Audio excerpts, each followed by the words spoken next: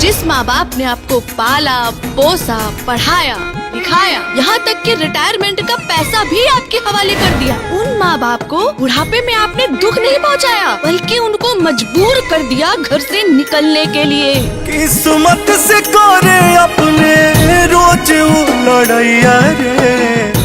अरे बाबूजी, जवानी चल गई लेकिन अक्कड़ अबले खत्म नहीं। अरे हमके तो ये आदमी ना शुरू से ही सटियाल नजर आ रहल बा।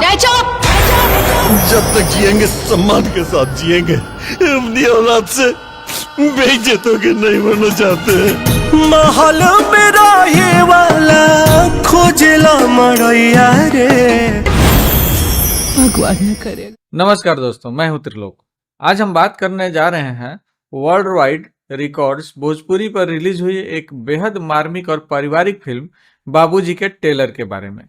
इस फिल्म में मुख्य भूमिका में अवधेश मिश्रा, ऋचा दीक्षित और अनीता रावत जैसे मजे हुए कलाकार नजर आ रहे हैं।